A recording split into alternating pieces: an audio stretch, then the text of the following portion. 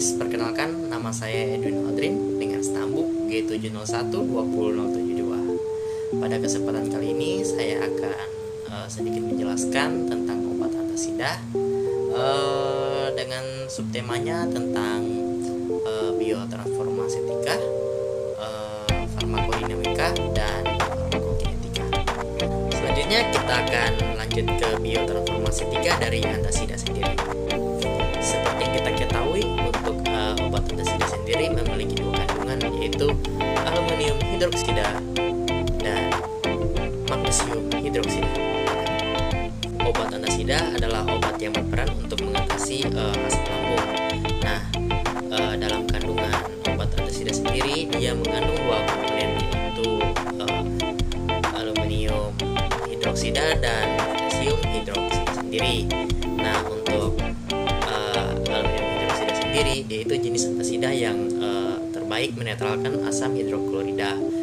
Aluminium hidroklorida adalah antasida kerja lambat yang mengikat fosfat di saluran pencernaan untuk membentuk kompleks yang tidak larut dan mengurangi penyerapan fosfat.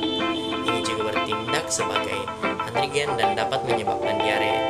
Nah, itu adalah fungsi dari satu komponen aluminium hidroksida.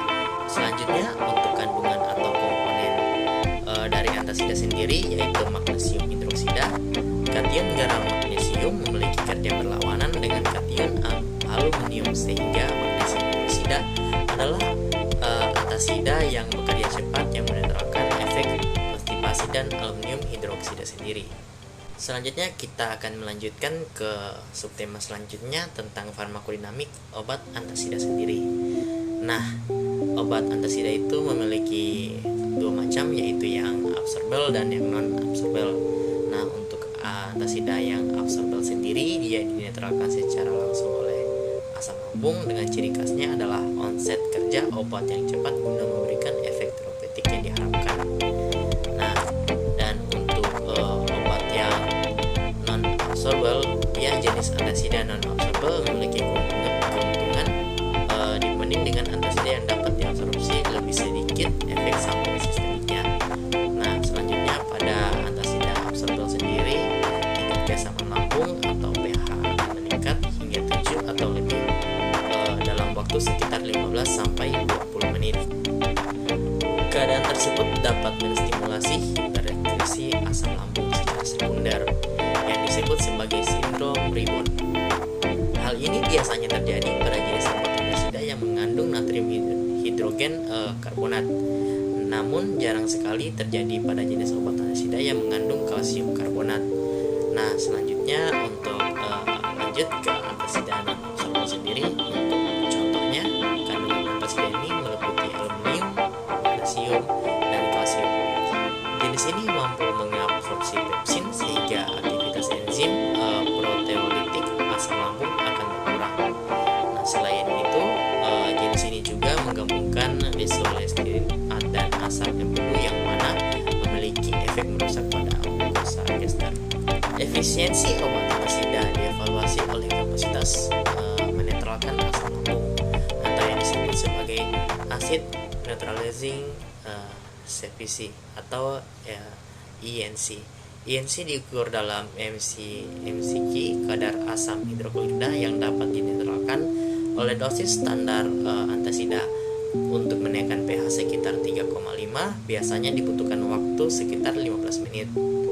INC sangat bervariasi dan tidak sama pada berbagai jenis obat-obatan antasida. Pada dosis harian, antasida secara rata-rata biasanya akan memberikan efek menetralkan asam lambung sekitar 200 hingga 400 mg. Kita lanjut pada subtema selanjutnya, yaitu farmakokinetik. Farmakokinetik dari antasida sendiri bergantung pada kandungan obatnya. Absorpsi antasida dapat ditingkatkan oleh makanan. Antasida diekstraksi baik melalui urin maupun melalui feses. Yang pertama ada absorpsi. Nah, tiap kandungan obat antasida berbeda dengan daya absorpsinya. Untuk kandungan magnesium, hitungannya adalah secara inversi proporsional terhadap dosis, yaitu 50%. Dengan diet yang terkontrol dibanding dengan 50% 15-30% pada pemberian dosis tinggi. Untuk kandungan kalsium di over adalah 25-35%. Makanan akan meningkatkan absorpsi obat 10-30%. Selanjutnya untuk distribusi. Tiap kandungan obat antasida berbeda distribusi obat. Untuk kandungan magnesium dapat ditemukan sekitar 50-60% pada tulang, sekitar 1-2% didistribusikan ke dalam cairan ekstraseluler. Obat berikatan dengan protein 30%. Dengan albumin. Untuk kandungan kalsium, obat berikatan dengan protein sebanyak 45%. Dan untuk ekskresinya sendiri, pada obat antasida yang mengandung kalsium 50-300 mg per hari, obat antasida yang dapat diabsorpsi akan diekskresi ke urin, sedangkan obat antasida yang tidak dapat diabsorpsi akan diekskresi ke feses. Nah, itulah tadi sedikit penjelasan dari saya tentang obat antasida yang bersumber